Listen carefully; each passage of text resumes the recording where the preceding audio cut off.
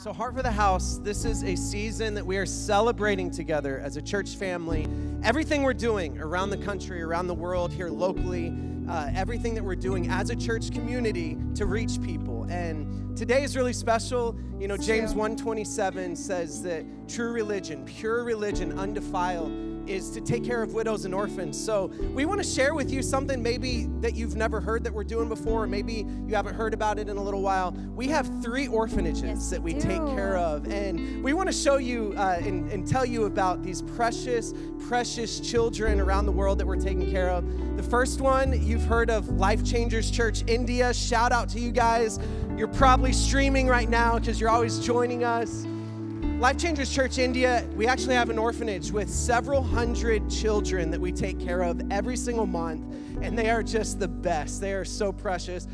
Pastor Grace and I have been able to Zoom call with them several times, and they tune into our kids' programs online, and they're just the best kids. They're so biggest smiles. Just this last month, they actually reached out to us and said, hey, we're in a shortage of backpacks and school supplies. Is there anything you can do? So we sent them, packed up a bunch of backpacks full of supplies, so that our children in India can have school and have everything they need. And that was because of your generosity, helping us do that locally. We had an overflow, and so we were able to do that. So cool. And then, of course, you've heard of Life Changers Church Haiti. And our Life Changers Church Haiti, we also have an orphanage there that we take care of.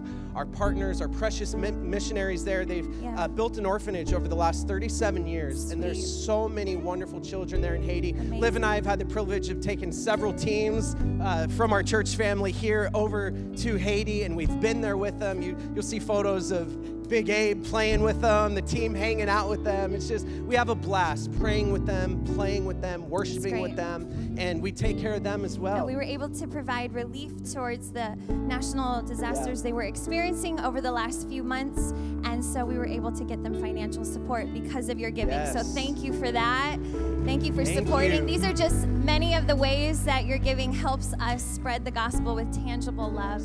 And so our latest endeavor and our latest partnership I'm very passionate about is our connection with this beautiful center in Kiev, Ukraine, which actually was birthed out of the Denikovich family, who, you know, are up here, part of our band. They were connected to this family in Ukraine from years and years ago, and they reached out to Tanya and said, hey, you know, this is what we're doing. And Tanya reached out to me and said, how can our church support? And I'm like, let's do it. And so this center specifically helps and rescues children who have been abandoned, orphans, children who have experienced psychological and physical abuse. They can take up to 1,600 children in a year time. They provide rehab programs, they provide resources and education, they provide food and activities, and they have a big camp experience so that they're having joy and they're knowing the love of Jesus. And so they also have a designated area that is specifically for orphans who have experienced severe trauma. And so